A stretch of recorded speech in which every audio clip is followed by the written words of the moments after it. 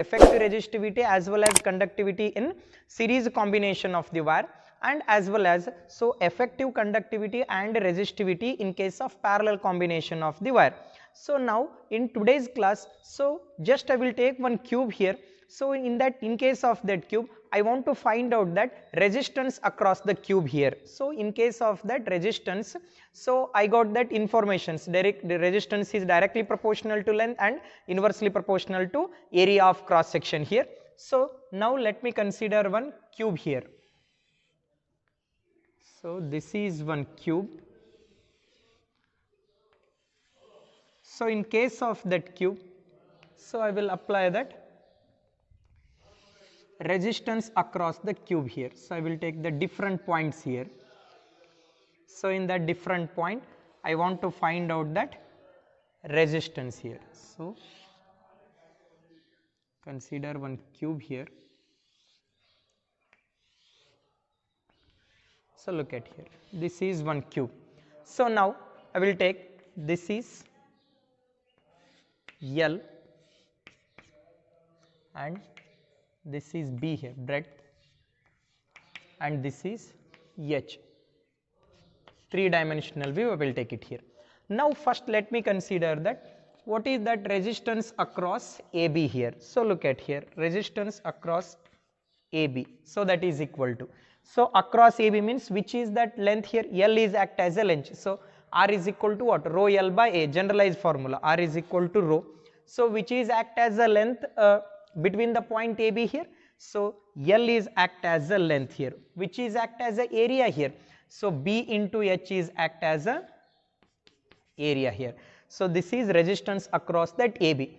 Similarly, I will take resistance across that CD here. So look at here, resistance across that C to D here. So look at here, across CD, which is act as a length here. So this B is act as a length. So rho into which is act as a length across that CD here. So across the CD, B is act as a length and which is act as a area here. So L into H is act as a area. L into H is act as a area here. Now let me choose another point E and F here. So I want to find out that resistance across that E to F here. So resistance across E to F, R of E to F. So look at here, R is equal to rho, which is act as a length across E to F here. So H is act as a length here. So rho into H divided by which is act as a area here, length into breadth. So these are all the different form of resistance in case of that cube. So resistance is across that AB, resistance across CD and resistance across E to F here. So now in which case that resistance will be maximum. So resistance is directly proportional to length means, so I can find out that here length is more, L is more than that of B and B is more than that of H here. So resistance is directly proportional to length means out of these three terms, L term is maximum and H term is minimum here. So R of A to B I will take it as a maximum here. R maximum is equal to what, rho L divided by B into H here, and R minimum will be what, so H is minimum here. So R minimum value is, so rho into H divided by L into B. So this is about resistance across the cube in a different point across AB, across CD and across E to F here. So just I will brush up the things here. So in case of that resistance, so for constant volume, however you can twist the wire, volume of the wire is remains same I said. If that volume of the wire is remains same means what is the connecting formula for resistance and length here? Resistance is directly proportional to length. So if that resistance is directly proportional to length means if that wire is getting stretched means that length is going to be changes at little bit extent. So if that length is going to be changes little bit extent means I can find out that change in resistance here. So in first few topics you heard about that errors here. So in case of writing that error, so I will apply the same connecting formula here. So delta R by R, so it is equal to, square is there, so 2 times of delta L by L. So what it means here? So resistance error in case of that resistance. So in terms of percentage I can take, percentage means into 100. So for example, if that length of the wire is stretched by 1%, so remember here, so if that length of the wire is stretched by 1%, then how much percentage that resistance will get increased here? Resistance will be increased by 2%. Why? Because 2 into delta L by L into 100 here. So if that length is increased by 1%, means resistance will increase by 2% here. So look at here, delta R by R into 100. So it is equal to 2 into delta L by L into 100. So for example, if that length is increased by 1%, means so 2 into 1. So how much percentage that resistance will get increased here in terms of percentage? So resistance will be increased by 2%. If that length of the wire is increased by X percentage, how much percentage that length is going to be? Sorry, if that length of the wire is increased by 1%, how much percentage that resistance will get increased here? 2%. So similarly in case of that area also I can consider. So in case of that resistance, we got that expression. So that is, resistance is inversely proportional to square of the area. You can take it as numerator minus of A square here. So look at here, minus of A square I can consider, or delta R by R is equal to what? Minus of 2 times of delta A by A, or in terms of radius I can consider delta R by R is equal to minus of 4 times of delta R by R. So this is the connecting formula. So these are all the informations related to resistance regarding that Ohm's law. So already we come to know across that Ohm's law. So what's that Ohm's law here? So potential difference across end of the conductor is directly proportional to current flowing through a conductor by maintaining temperature and other physical conditions are kept constant here. So look at here, this is one conducting wire. So for this conducting wire I will apply that potential difference here. As the potential difference is increases, current flowing through the conductor is also getting increased here. So V is directly proportional to I here. So in case of this Ohm's law, so I have to find out what are the restrictions, means what are the limitations of Ohm's law I need to find out here. So that Ohm's law is not a universal law, means it is not applicable for all kind of metals here. So Ohm's law is strictly applicable only for metals here, or only for conductors I can say. So look at here, so that Ohm's law having certain kind of limitations. Now let me discuss about that, what are the limitations of Ohm's law here. So look at, so next we will discuss about that limitations of Ohm's law. So in case of that limitations of Ohm's law, first I got that Ohm's law is not a fundamental law. So it means that it is not applicable for all kind of materials. So it is applicable only for metals like conductors. So first limitation is, it is not applicable for all kind of materials. So first I can consider, look at here, limitations of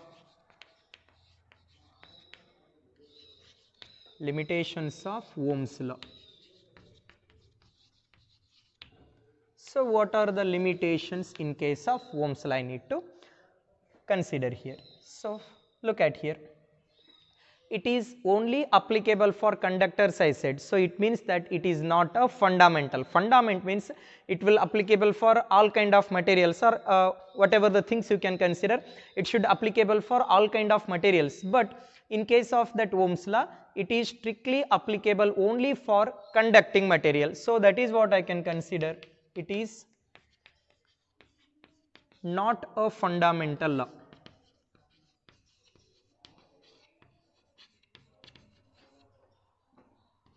It is not fundamental law.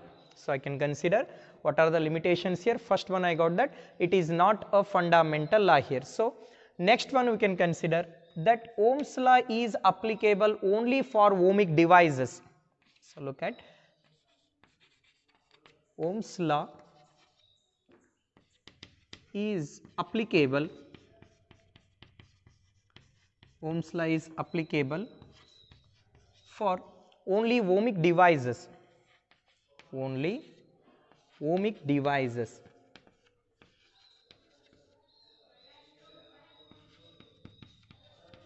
Then what are that ohmic devices here? So ohmic devices means the device which can obey Ohm's law. So such kind of devices I will name it as ohmic devices. Let me spend certain time about that ohmic devices here. So I said that the materials which obeys Ohm's law, so that material I can name it as ohmic devices here. For example, how can I believe that this material is obeys Ohm's law or not? So for that purpose, let me consider that graph here. So look at here, along x-axis I will take voltage, along y-axis I will take that current here. As that potential difference is increases means current should get increased linearly, means there exists a linear dependence between current and voltage here. So as that voltage is increases, for example, I will draw the graph voltage versus current here. If I set that voltage as a 0.1 volt, current is 1 amp. For that 0.2 volt, current is 2 amp. For 0.3 volt, current is 3 amp, like that. For 0.4 volt, current will be 4 amp or 4 milliamp you can consider. So for that reading 0.1, 0.2, 0.3. So we will get that current 1, 2 amp, 3 amp, 4 amp, like that. So for that 0.1 volt, so for that 0.1 volt, what is the current here? Current is 1 amp. For that 0.2 volt, what is the current here? Current value is 2 amp. So for that 0.3 volt, so for that 0.3 volt, current is 3 amp here. So now I will join the line here. So I got that nature of graph like this. So it means that, so this nature of graph also we can call it as linear graph here. So what kind of graph it is? Linear graph. It means that, so there exists a linear dependence between current and voltage here. So if there exists a linear dependence means, so current and voltage are directly proportional, I can say. So in case of this graph, so if you find out that slope value, so for example ABC, slope means what? So that is y-intercept divided by x-intercept here. So slope is equal to y-intercept divided by x-intercept. So y-intercept means what? AB I can take it here. Y-intercept means AB, and x-intercept I can take it as BC here. So what that x-intercept here? BC here. So look at here, along that y coordinate which axis you took? Means along that y axis which quantity you taken here? Current I took. So along x axis voltage I taken. So AB is nothing but what? So AB is nothing but current here. So slope is equal to what? I divided by BC is nothing but what? V here. So if you find that slope means, so it is equal to I by V. So look at here, from Ohm's law, V is equal to I into R. R is equal to what? V by I. Did you get my point? R. I by V is nothing but what? 1 by R is equal to what? So 1 by R is equal to, so I will get it as I by V here. So look at here, I by V here. So V by R is equal to what? R here. So whereas 1 by R I can take it as, so 1 by R, if you rearrange 1 by R means I by V here. So I got that I by V value here. So I by V is nothing but what? So that is resistance. So I can consider that slope is inversely proportional to resistance here. Slope is inversely proportional. So look at here, as that slope value is more, then what about its resistance value? So resistance value is less here. So remember here, as that slope value got more means its resistance value is less here. So now I can consider that two metals here, these two metals having the different kind of slope here. So for example, let me draw on that nature of graph for two metals. So this one is for first metal and another one for second metal. This is for second metal here. So look at here, this is theta 1 and this one is theta 2. So theta 1 is greater than that of theta 2 here. So remember one point, theta 1 value is greater than that of theta 2 here. So if that theta 1 is greater than that of theta 2 means, so theta is nothing but a slope you can consider. So slope and resistance are what? So those are inversely proportional here. So look at here. So theta 1 is greater than that of theta 2 means what about this R1 value? So resistance of that first wire, this one is R1, this one is resistance of that second wire here. So theta and resistance are inversely proportional means R1 is less than that of R2. So look at here, for first metal resistance is less as compared to that of second metal. From the graphical nature I need to understand here. So what that graph suggests us here? So two metals, both metals are linear dependence only. So I can find out that out of these two metals, which metal having that less resistance here?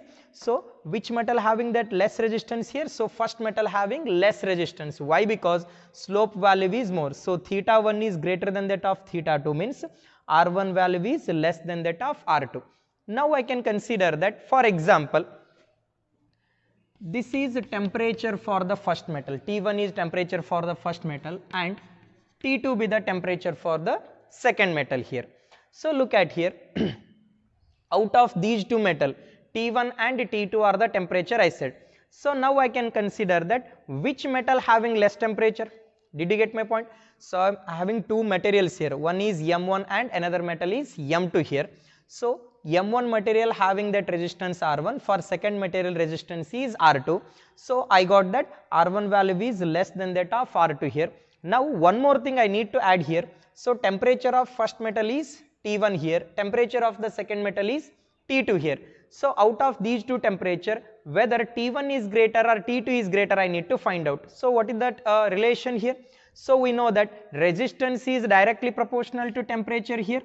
Resistance is directly proportional to temperature in case of that conductors.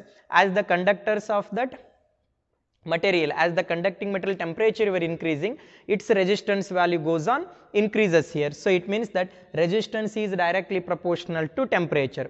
Out of these two materials, which one having greater resistance?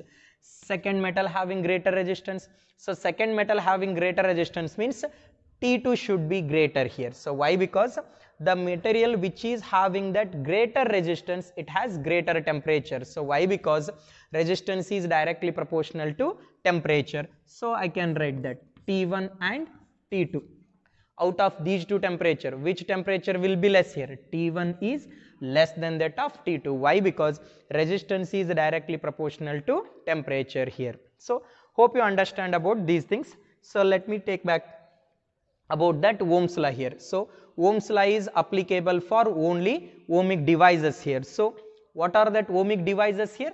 The device which obeys Ohm's law. So those devices I can call it as ohmic devices here. What are the example for ohmic devices here? So metals, conductors are example for ohmic devices, as well as copper electrode is example for ohmic devices. Now I can consider that whether this Ohm's law is not applicable, means whether this Ohm's law is applicable for semiconductors or insulator, I need to cross check here.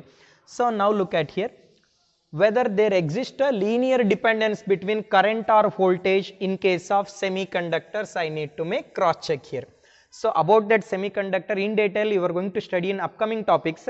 So just I will show you a nature of graph between current and resistance in case of semiconductors.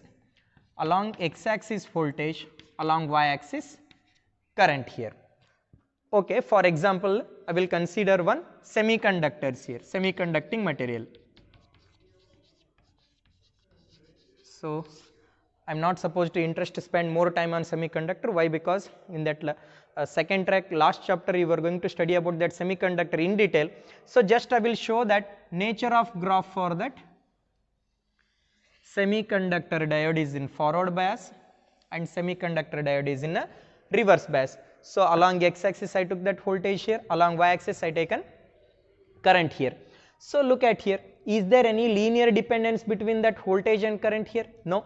Look at here, initially as that voltage you are increasing, so as that x-axis you are increasing, there is no increase in y coordinate value. So after certain value only, as the voltage increases, current is increase here. So there exists a non-linear dependence between current and voltage. So such kind of devices we will name it as non-ohmic devices here. So then what are non-ohmic devices here? So look at that limitations of Ohm's law here. So Ohm's law is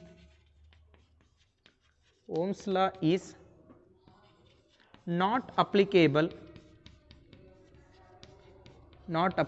for non-ohmic devices. Non-ohmic devices. So Ohm's law is not applicable for non-ohmic devices. First of all, I need to understand what are that non-ohmic devices. The device which does not obeys Ohm's law. So those devices I am going to be name it as non-ohmic device. So look at here. So first one, already we got that information about ohmic devices. What are ohmic devices? Which obeys Ohm's law. Which obeys Ohm's law. Which obeys Ohm's law. What are the example for this ohmic devices here? Conductors and copper electrode. Copper electrode here. And what are non-ohmic devices here? Non-ohmic devices.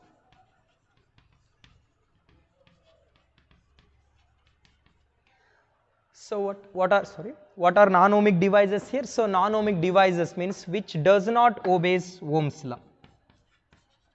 Which does not obey Ohm's law.